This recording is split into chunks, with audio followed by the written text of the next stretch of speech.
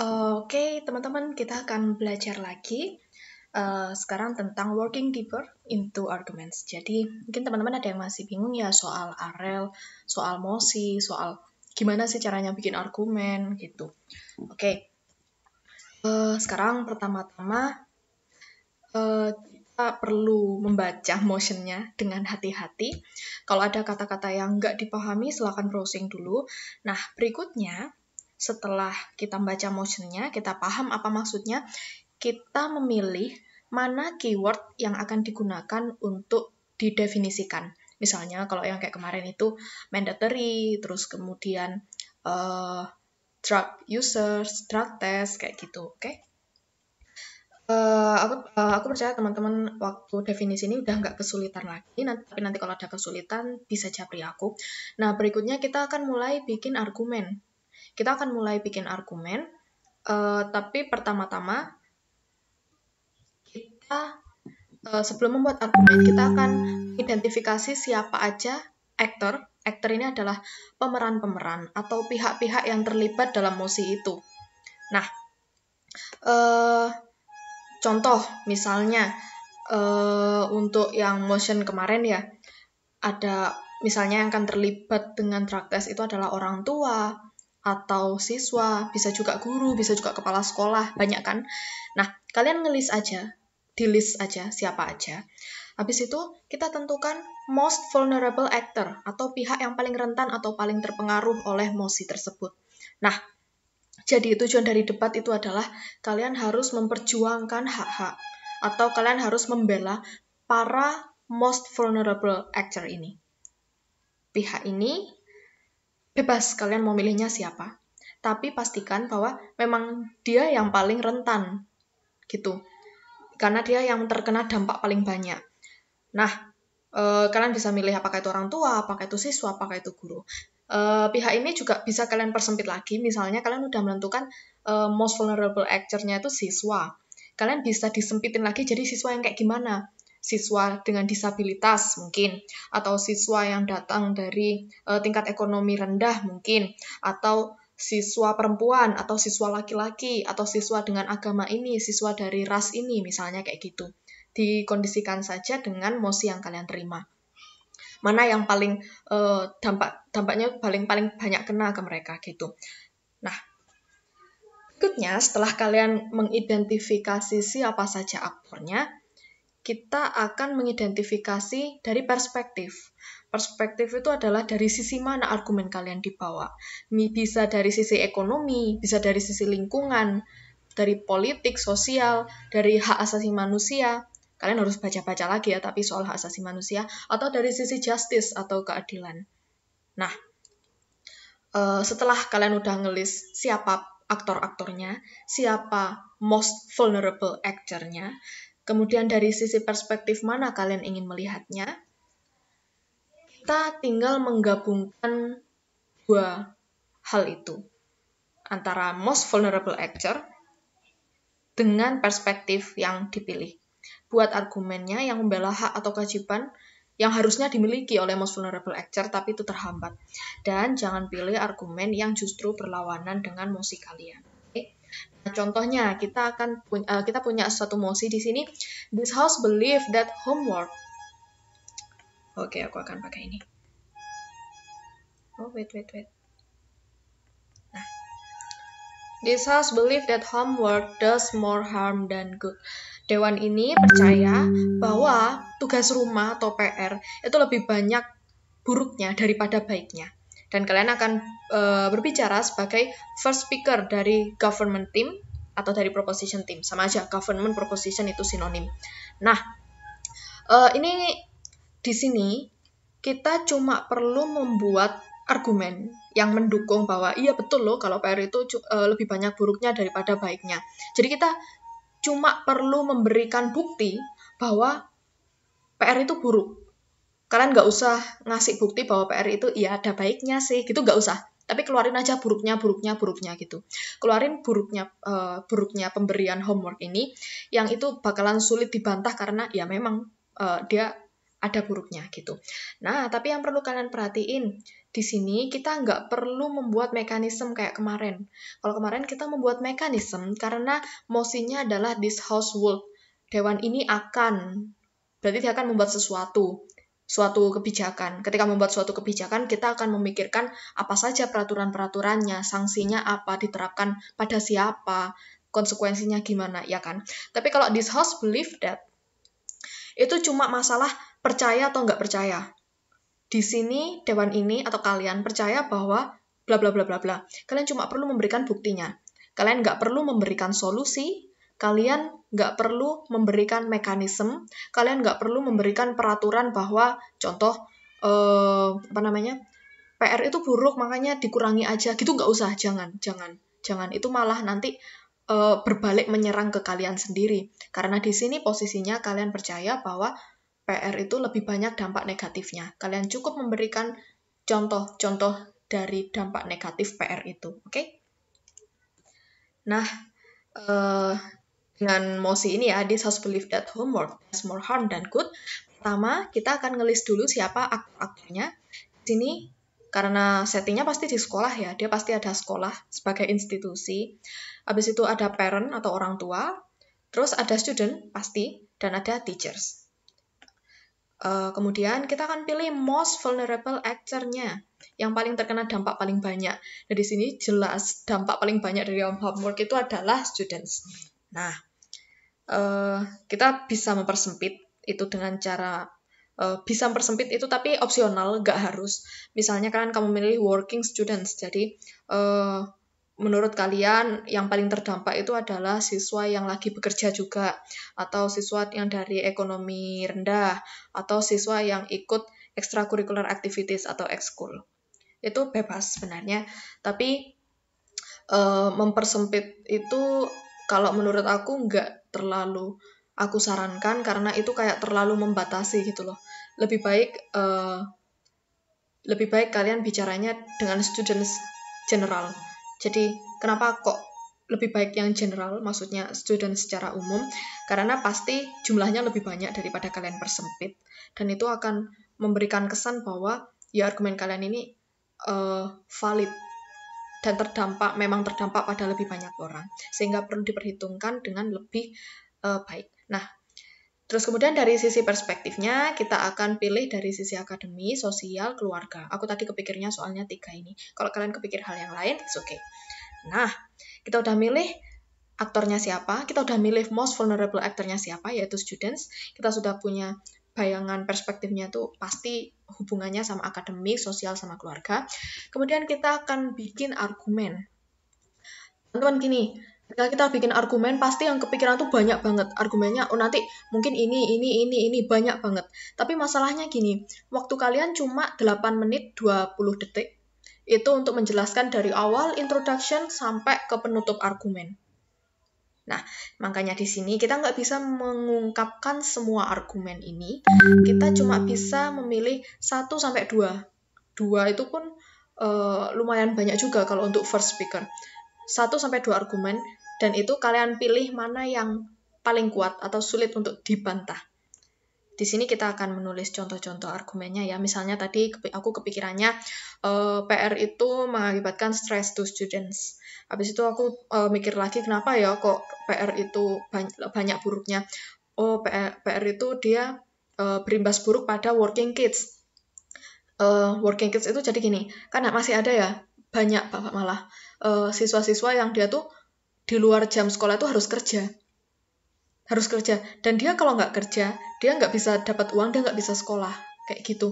Ini masih ada yang seperti ini, dan ini adalah sebagian dari student yang memang benar-benar harus dilindungi haknya. Nah, kalau kalian mau membawa kasus yang seperti ini, di awal nanti kalian perlu mendefinisikan apa itu working kids. Working kids ini adalah mereka yang ini tidak bisa sekolah jika tidak bekerja untuk mendapatkan uang, oke? Jadi kayak benar-benar memang karena kondisi ekonominya tuh begitu rendah sehingga mereka harus kerja sendiri gitu ya. Kemudian misalnya aku tadi juga kepikiran homework itu membuat kita nggak bisa belajar sendiri. Nggak bisa belajar sendiri itu maksudnya kayak nggak bisa memilih pelajaran apa yang mau kita pelajari gitu. Terus aku tadi juga mikirnya homework kills family time. Kita nggak bisa punya family time. Terus homework juga kills socializing time. Kebanyakan PR bikin kita jadi nggak bisa bersosialisasi gitu. Terus habis itu homework juga make student lack sleep, terutama buat mereka yang deadliner. Memang kebanyakan deadliner yang ngerjainnya di detik-detik terakhir. Jadi banyak yang begadang kayak gitu. Terus homework juga mereka membuat murid-murid itu takut gitu loh kepada sekolah karena banyak PR gitu ya. Nah, di sini mungkin teman-teman berpikir kayak teman-teman mungkin mikirnya gini, pas teman-teman udah bikin argumen homework gini, homework gini, tapi di dalam pikiran teman-teman tuh teman-teman sudah punya kontranya. Jadi kayak misalnya homework misalnya kayak homework makes student lack sleep. Menurut kalian PR itu membuat murid-murid itu jadi kurang tidur karena mereka ngerjainnya di detik-detik terakhir. Kan pasti di dalam pikiran kalian sudah terbentuk jawaban sendiri gitu loh secara nggak sadar. Ya udah kalau gitu jangan pas detik-detik terakhir ngerjainnya, di awal-awal aja. Justru malah homework ini membuat kita jadi bisa memanajemen waktu, kan gitu ya. Jadi kalian mikir argumen tapi kalian juga mikir balasannya. Nah, kalau kayak gitu itu adalah tanda bahwa argumen kalian nggak cukup kuat. Makanya argumen yang seperti itu jangan dipilih. Oke? Misalnya kayak kayak gitulah contohnya. Jadi kalian coba berdebat, kalian kan sekarang sendiri-sendiri di rumahnya, berdebat dengan diri kalian sendiri, mana yang kira-kira sulit dijawab, atau ada jawabannya tapi kayak nggak terlalu kuat gitu loh. Nah, itu argumen yang kalian pilih ya. Dari sebanyak ini, kalian pilih aja 1 atau 2. Di sini aku akan pilih yang pertama, homework causes stress to students. Karena secara pribadi menurut aku emang ini yang paling kuat. Nah, setelah argumennya terpilih, kita akan menulis di format AREL. Oke? Nah, kita mulai dari A. Assertion-nya, homework causes stress to students. Oke? Sama ya. Aku tak ganti warna red. Pena. Oke, warna hijau. Nah, reasoning. Di sini aku punya alasan karena PR itu biasanya dia kan dikerjakan di rumah ya namanya kan PR. Tapi dia tuh dikerjakannya secara individu. PR ya, dia dikerjakan secara individu. Karena individu, dia sebagian besar tidak bisa dibantu oleh murid lain. Nah, di sini karena tidak bisa dibantu dengan murid lain, sebenarnya tujuannya PR itu bagus biar kalian belajar sendiri. Tapi banyak yang nggak bisa belajar sendiri, sehingga kemudian mereka apa? Mereka mencari bantuan di luar. Mencari bantuan di luar apa? Enak kalau misal mereka masih bisa tanya-tanya ke siapa gitu ya di dalam keluarga. Tapi yang enggak, maka mereka akan les, ya kan? Nah, padahal para murid ini di rumah dia juga banyak yang dikerjain loh, dia nggak gabut gitu loh. Dia juga sibuk ngerjain pekerjaan rumah tangga, dia mungkin bantu orang tuanya, kemudian dia mungkin kerja atau bantu orang tuanya, atau dia les. Nah, udah banyak yang dikerjakan di rumah, dan padahal waktunya di rumah itu nggak banyak, lebih banyak waktunya dia tuh di sekolah. Dan di rumah dia masih dikasih PR. Nah, dan masih banyak gitu loh PR-nya. Kemudian waktu semakin banyak yang dikerjakan, semakin banyak bebannya, waktu dia untuk bersosialisasi dan untuk beristirahat itu jadi kurang. Ketika waktu sosialisasi dan rehat ini kurang, maka student ini dia akan menjadi lebih stres. Dan ketika mereka stres, apa yang terjadi?